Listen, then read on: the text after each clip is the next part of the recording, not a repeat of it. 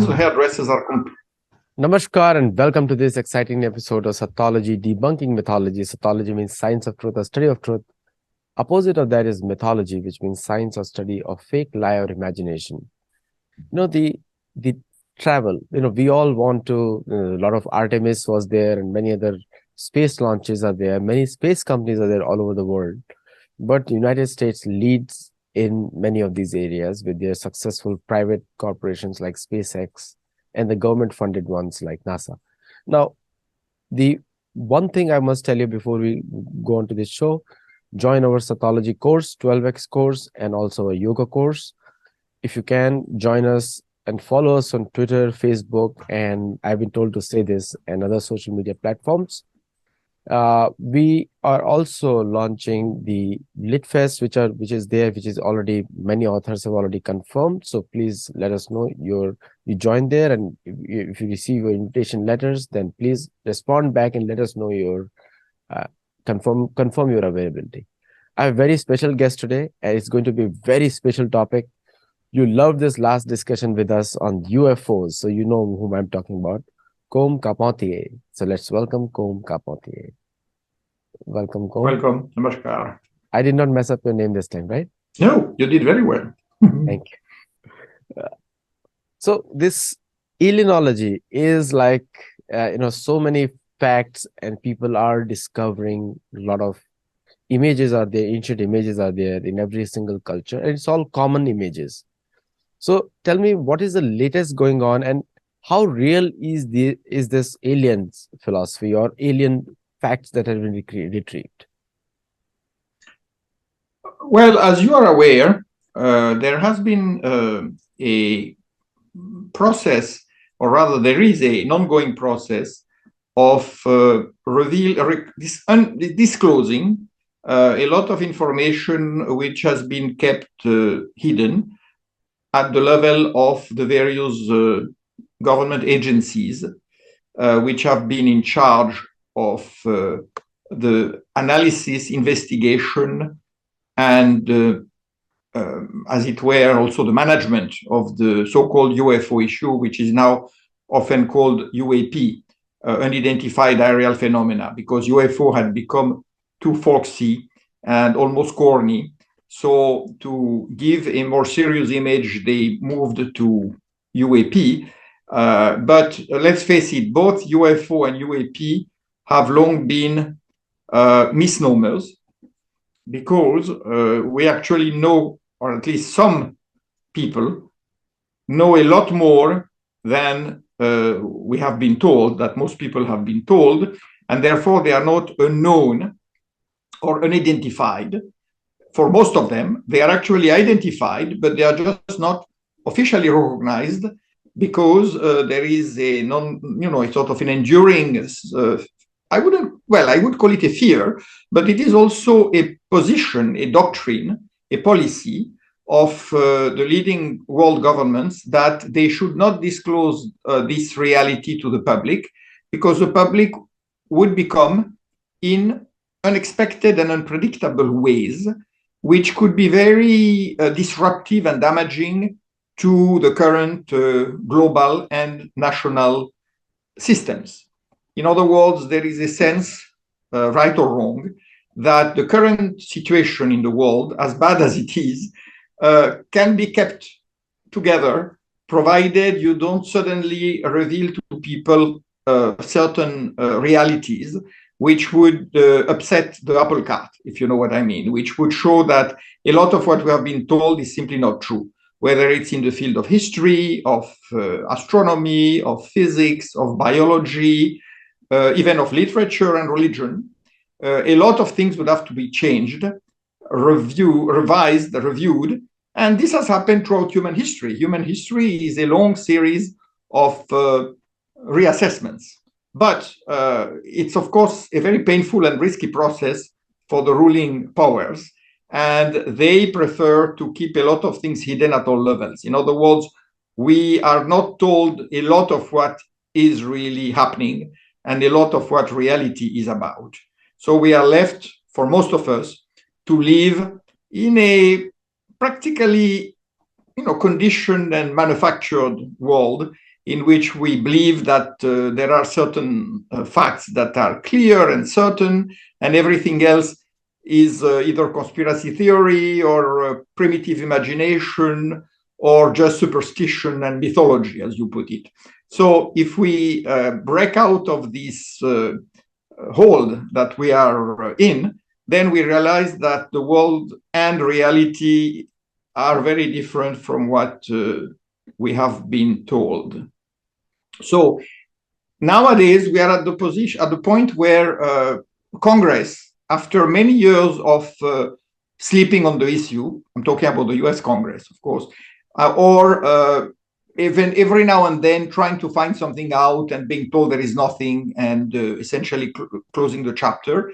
Finally, Congress, under pressure from a number of activists, some of whom came from the government, they decided they wanted to know more, and they put the Pentagon and the CIA and other agencies under very heavy pressure, constitutional pressure, to disclose some of what they knew.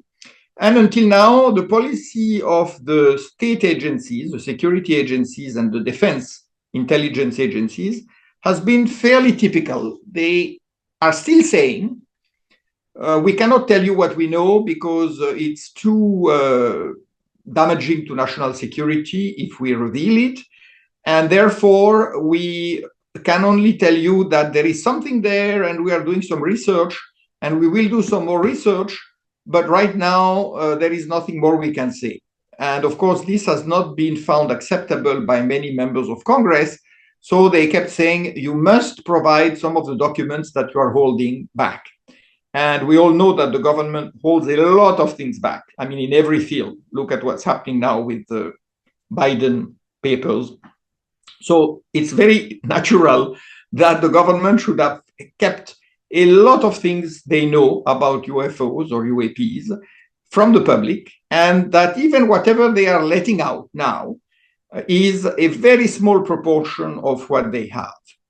Now, interestingly, I can tell you that other governments, such as the British government, the French government, the Soviet, now Russian government, the Chinese government, and so on, the Brazilian, Mexican, Chilean, Argentinian, Australian, Canadian, and the list is very long, but all these governments have a lot of information and they generally do not share it. Some have been more open than others. Brazil is fairly open, so is Mexico, but most of them are keeping it locked away under the excuse of national security.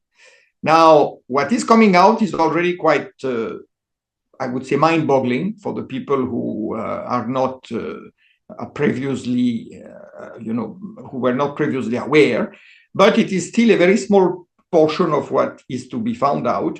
And the more we find out, the more stunning it gets. Very interesting thing is there. You correctly said that why the governments would like to, like one question comes to my mind. So we want to colonize other planets. We want to go to Mars and we want to go to Moon. And we are afraid of them coming here because we have already assumed nobody lives there.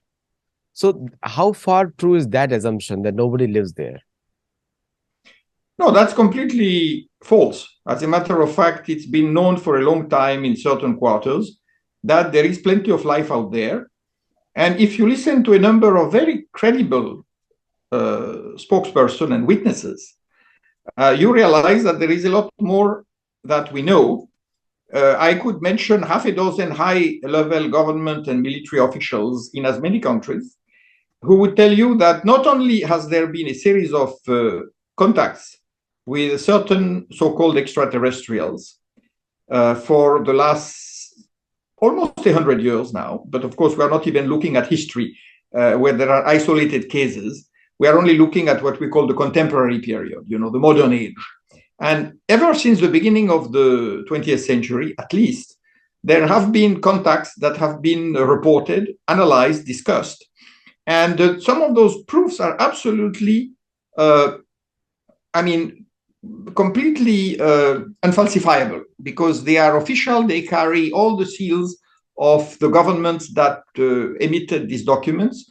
And that's why they are mostly ignored, because nobody can try to say that they are false, so it's better to just keep silent about it. But I mean, if I quote one of the latest documents to surface, it is that book, which has not yet been translated from Hebrew to my knowledge, which came out last year or maybe the year before, by General Haim Esed, who was the chief of the Israeli Space Agency, military space agency, which is a very secret body, very secretive body. And he was the head of it for at least 30 years, if I remember right. And now he's over 87.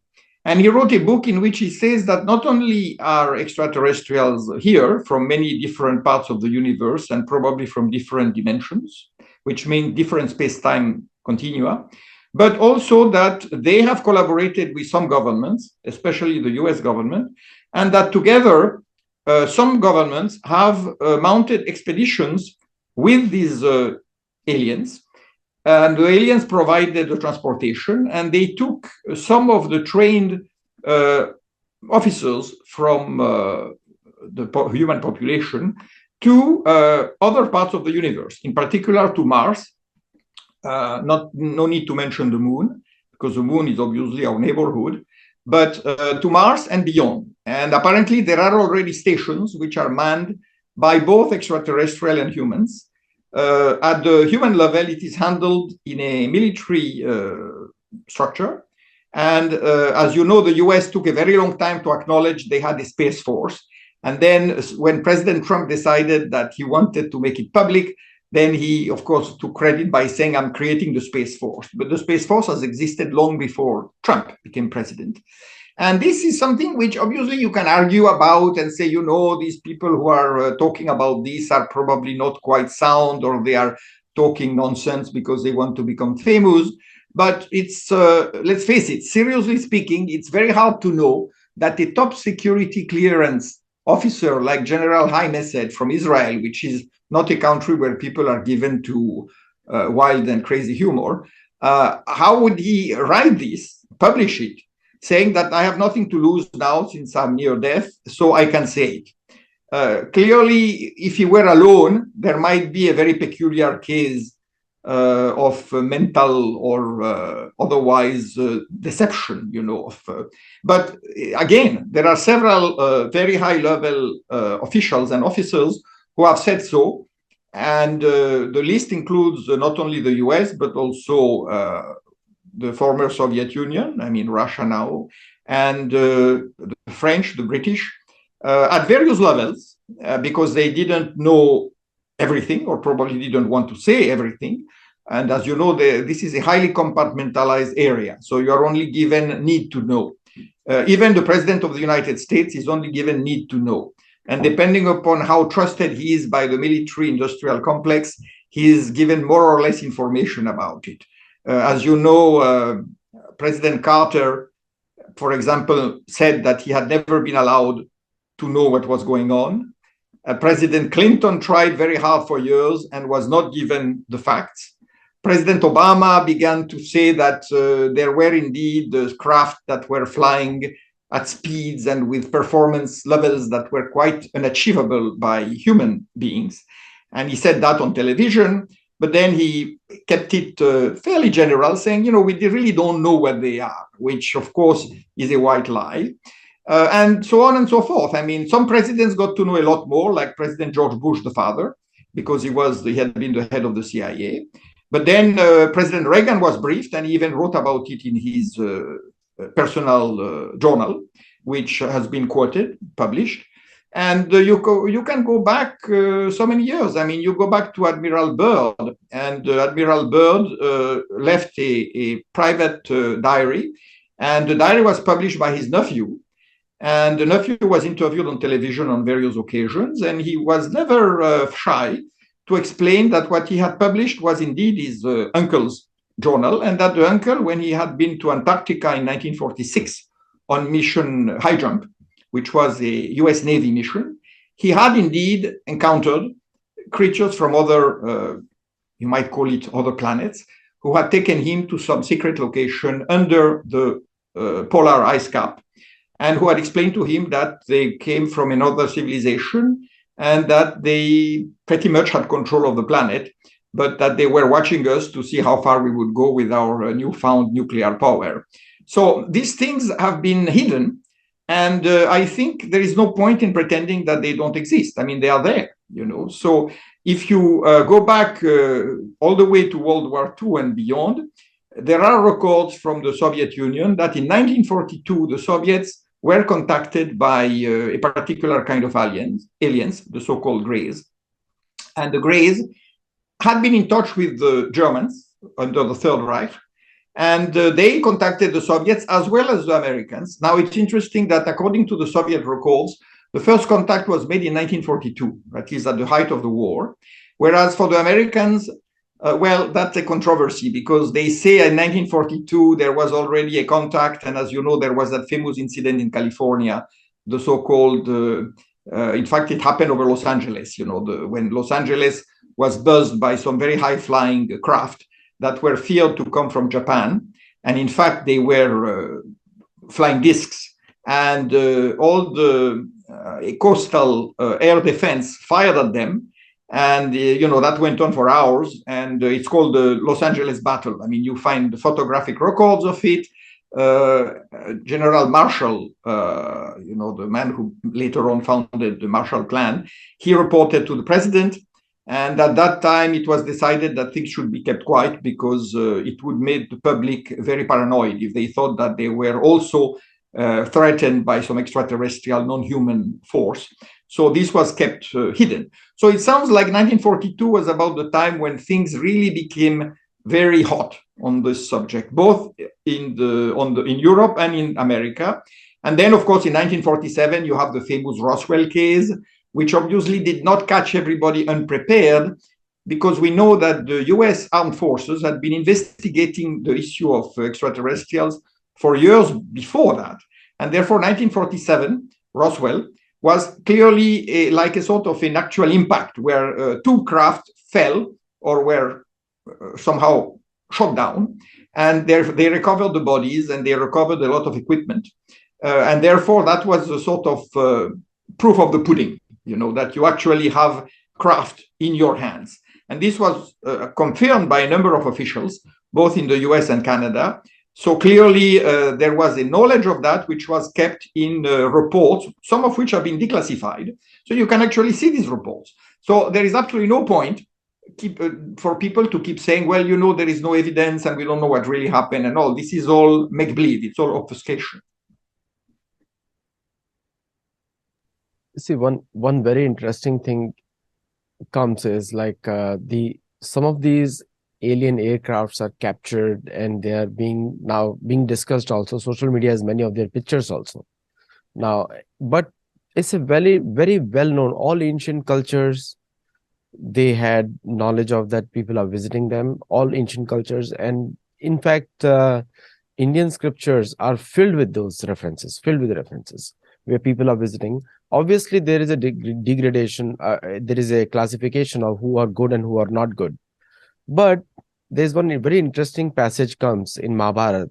It says that in this current age, like Kali Yuga, in this age, there is, you know, they are not supposed to like affect our human life in a very hard way.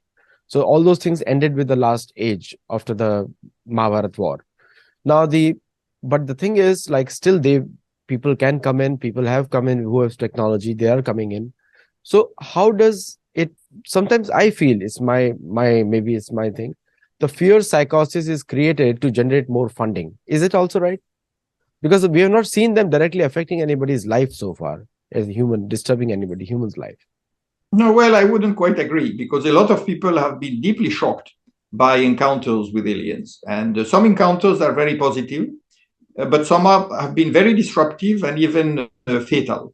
A number of people have died from exposure to radiation, which came from certain craft.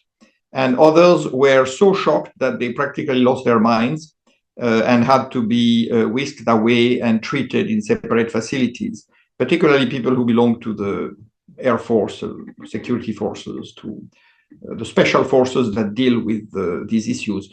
There is a department in the US military which is called the Blue Berets, as separate from the Black Berets, who handle, secret operations, particularly the so-called wet ones, the ones that assassinate people. But the Blue Berets are in charge of extraterrestrial issues, and they do pretty much go wherever there is some incident and try to either locate or find the whatever material traces are there. And clearly they cooperate with a number of governments which have agreed to let the Americans take the lead. All governments that are part of NATO are under American control as far as UFOs is concerned, not only about UFOs actually, but about many other things too. And then the other countries which have their own independent policies, such as China and Russia, they have their own independent mechanisms, which occasionally cooperate with the US system. There are certain mechanisms to exchange information, but obviously the information is compartmentalized, and whatever you reveal has to be approved by the head of the state, and you don't release everything. You just release select parts. That's how certain technologies have become mainstream in the last 40 years. In fact, there are a lot more of these technologies, and many of them are far more advanced than we think. But we're only given a small portion of whatever has been gathered, and which are made into commercial products. It's very clear if you look at smartphones. They actually could be 100 times smarter than they already are. And as we know, most people use only maybe 10% of the power of those smartphones. Why? Because they are not sophisticated enough to use everything. And on top of that, they don't really need it. But it shows you that the technology that has been already, as it were, domesticated is far more powerful than we think, and probably far more dangerous too, if we use it negatively. So all that is something which has been transferred. And I think most of it has been transferred voluntarily from the masters of those technologies. And that's why now you come to the point where the US, not only the US, they can pretty much on any part of the world, they can actually identify a person wherever he is and track them. And if they want, kill them. Without moving from their office, with the help of satellites and drones and everything that's now available. So all that is being deployed. And in fact, some of it was available already for the last 20 years because it took a long time to gradually build up the infrastructure. But it's not just the knowledge that came out of nowhere. It is knowledge that has been passed on and which is gradually being adapted to the human environment. Now, the key question is, what is the goal of all this? That's not so easy to answer. Obviously, we talk a lot nowadays about transhumanism, how people will cease to be human and will, at least some of them, will move into another level of awareness and power.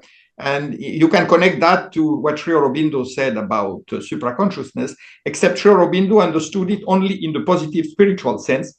And here we are dealing with a very ambivalent concept because we are dealing with power and such powers as, for example, arresting aging and achieving very long lifespans. But again, would that be used for good, or would it be just a matter of acquiring great personal power, probably at the expense of others?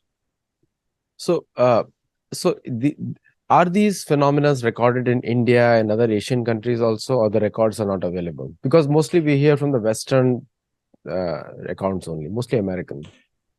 Well, you have a lot of records in India, but generally there has been, a very sort of scattered response to it, in the sense that some people got interested on a personal level, but there has been great reluctance on the part of the government and of the military services to actually get involved at any level of depth.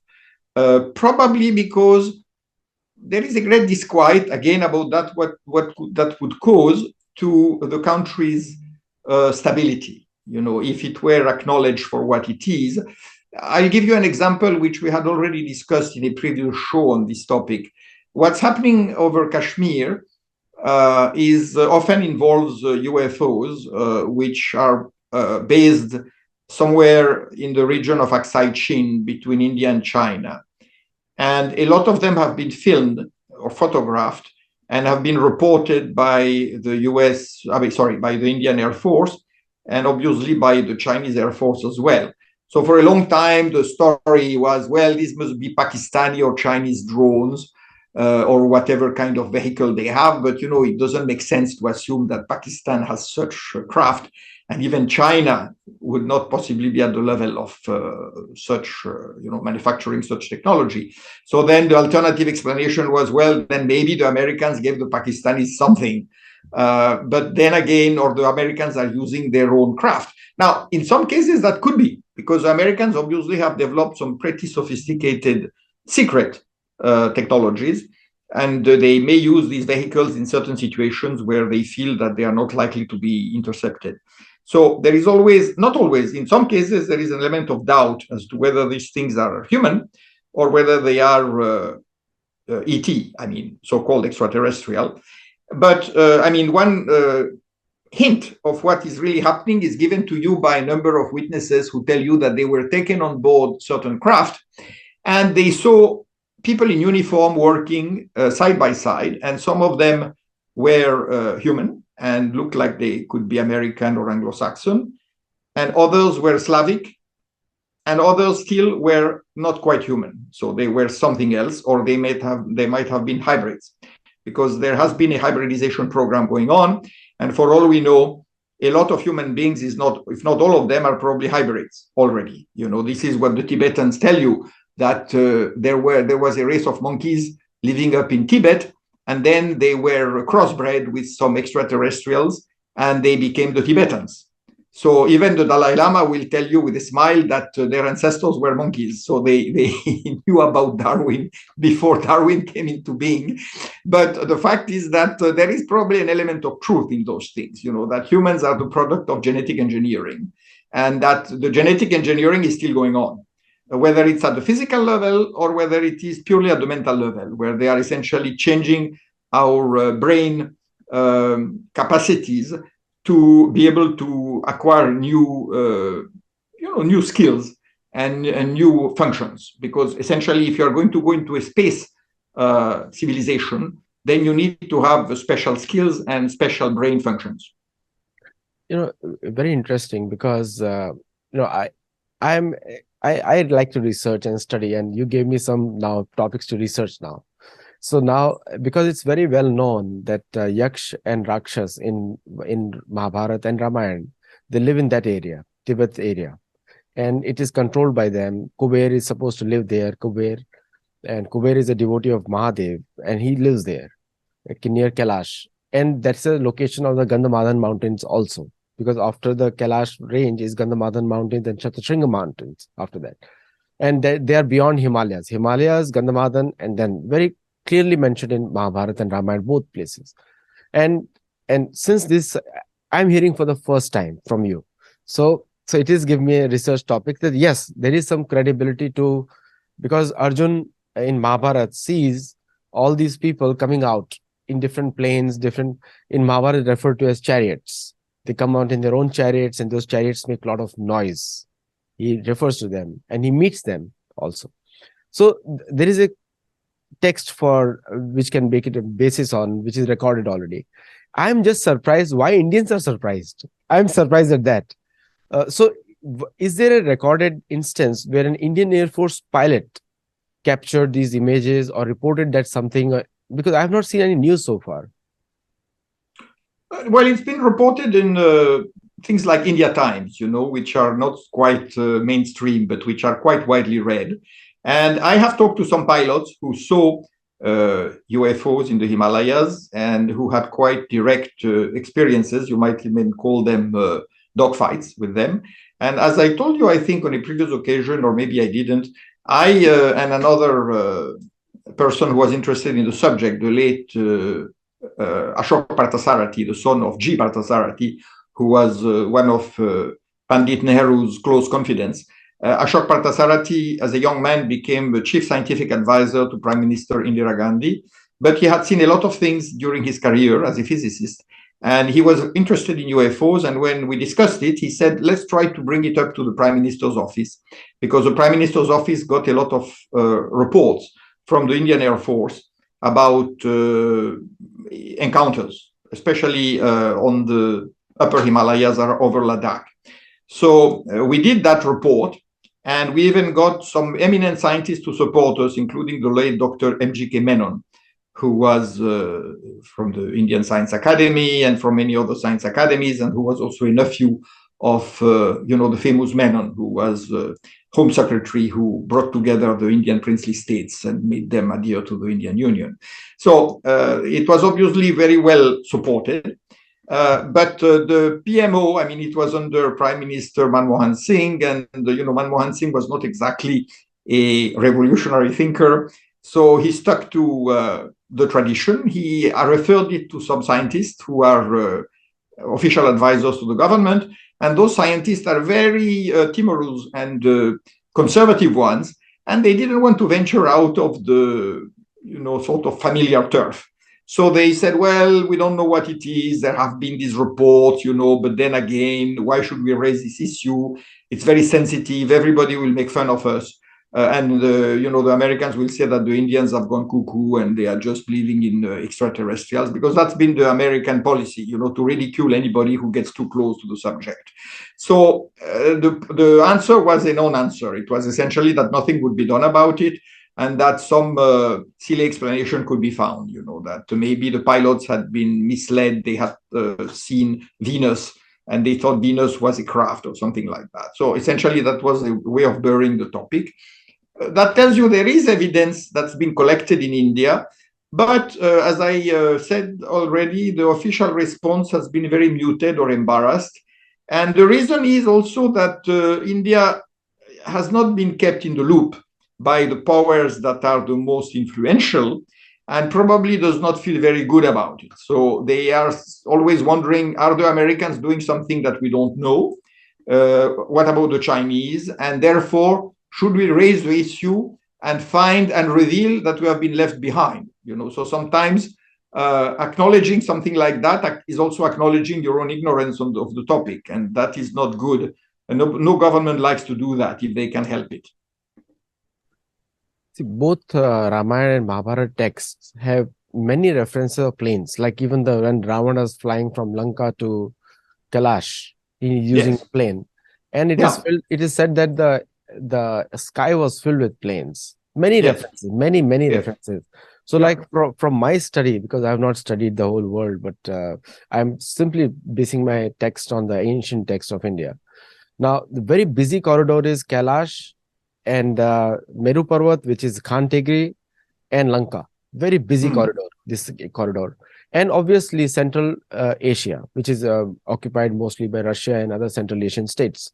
Now, that area has been extremely busy corridor of these, in those texts, texts of Ramayana and Mahabharata. But there are travels for Astachal, which is Alps mountains, and other places also, where extremely travel. And South America also. South America is referred to as the Patal on earth, and it's referred to like that in the text. But there are many references, including Udayagiri Parvat, which is the Andes mountain.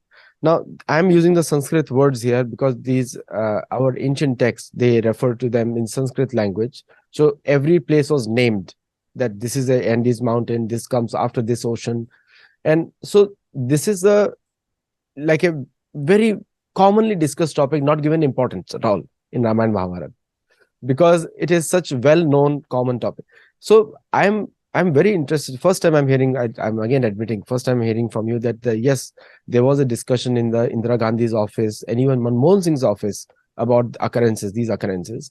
And the most commonly, according to my research, is most commonly area is the Tibetan plateau, where maximum these kind of flights happen, because people are living there still today, even today, who are not belonging to Earth and our human experience. So is like something recorded in the Central Asia or Diego Garcia Island, which is occupied with American forces, and the So are these any occurrences which you see which have been occurred or you know about them? In Central Asia, certainly, because not only do you have a lot of incidents that were reported, at least internally, by the Russians, and that are still being reported. If you remember the famous Tunguska incident, the Tunguska catastrophe in 1909, if I remember right, that was an explosion which literally was felt all over the world and which devastated a big part of Siberia.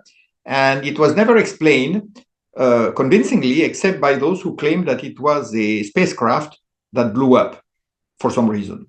So that is something which in itself attracted a lot of attention. And right from that time, the Russians began to talk. I mean, Russian writers and novelists, they began to imagine that there were extraterrestrial civilizations. It's really a very popular topic in Russian science fiction literature. So there have been a number of incidents in both the Chinese Central Asia, Xinjiang, as well as in Central Asia itself, which used to be Soviet and which is now mostly independent, as well as in Siberia. And in fact, there are reports of crashed vehicles that were recovered by the Russians and which are supposed to be kept, at least some of them, at the main space center in Russia, which is not Kapustin Yar, which is Kapustin Yar. And Kapustin Yar is different from the Kazakh center, which you always hear about, which is Baikonur. Baikonur is in Kazakhstan, and it was used by the Soviet space program, and it is still being used by them.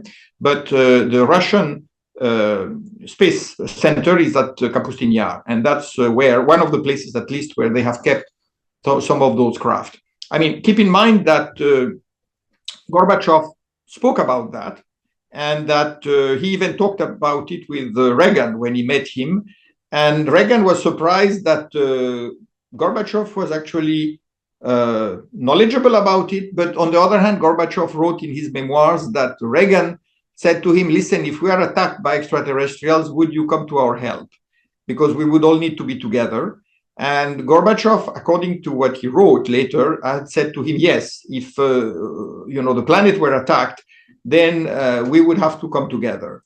And Reagan subsequently made that statement in the UN at the General Assembly address that he gave. It's a well-known address in which he said, wouldn't we come together as a planet if we were attacked by extraterrestrial forces? And this was obviously recorded, but most people didn't realize what he was really alluding to. They thought he was just making a metaphor, But so there is a very strong base in fact that the Russians and the Americans were prepared to cooperate, and to a certain extent they do, even though the relations have deteriorated sharply in the last few years. But still, there are certain issues which remain of grave mutual concern. And clearly, they are not impacted by political events like the Ukraine war, so they are not so much impacted. So you can see here that there is a whole undisclosed aspect of international politics and relations, which is not generally made, which is in fact not made public, because it deals with things that are considered far too sensitive to be shared with the public. But I think your question was about Central Asia, and I could say that for sure, that's, remember the Chinese detonated their first atom bomb at Lobnor, which is in their part of Central Asia. And if you look back at the writings of the great explorers of Central Asia in the early 20th century, like Nicholas Roerich, they do mention sometimes these craft that Tibetans alluded to, and that they always said these craft are for the Tibetans, it is the Buddhas and the gods who come down. You can find them in a number of Tibetan classics, just as you find them in Indian Buddhist literature, where you have all those Vimanas and all those creatures who come down, the Apsaras, and different names that they carry, the Yakshas, the Gandharvas. And so all that is very much part of the, you might say, of the whole philosophical and religious literature. And you mentioned Ravana and Kubera, and Ravana had, of course, these Vimanas. And when Sri Ram conquered Sri Lanka, he brought back his wife flying on the Vimana, and Kubera being a brother of Ravana. Clearly, they were both, supposedly it's Maya or Mahamaya who built all these crafts, the divine architect and engineer.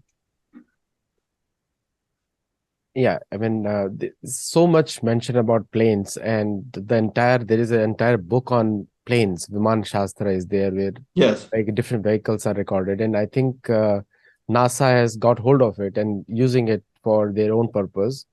Unfortunately, Indians like to copy everybody else, so they will be following what NASA does. So, thank you so much, Kom. I really love this discussion, and I would like to continue further. There are a lot of other questions also, like what kind of different crafts have been captured, and what are the different kinds of humanoids or humans are being captured, and are there anyone looking like us? Because I think that there should be some people looking like us exactly. And very interesting thing you mentioned about people, Dalai Lama, you quoted about the human monkeys. Kim Purush Loka is like that, the people looking like apes. And it's very clearly mentioned in that part of the region they live over there. So all these things ties back, and which is interesting for me. So we'll continue this discussion. This is one of the only 2 shows I've done on this entire channel, and the last one was also with you, and this one is also with you. Probably we should get some experts. If you know some people, we should get some experts also. Yeah, I know a lot of them, and many of them are working in touch with the government, and many of them are, of course, American. I did a couple of shows with some of them, and they have different experiences because they have studied different aspects of the problem. But for example, Stephen Bassett or Michael Sala, so definitely you should ask one of them to do an interview with you. Yes. And also Robert Salas, who is reporting to the government on their experiences when the intercontinental missile silos were buzzed by extraterrestrials and the silos were turned off. I mean, the missiles were turned off and they couldn't get control of the missiles until the UFOs left. So you can see how much interference they have on our military programs. The thing is, we are worried about them creating a disturbance here. They're worried about humans destroying themselves. So sometimes they also come with a good intention because they won't let the nuclear bombs fly off. And you will see more such occurrences happening because Colorado and all these areas are very well known to have UFO incidents. These areas. And very surprisingly, most of these UFO sightings happen near the nuclear sites. Yes.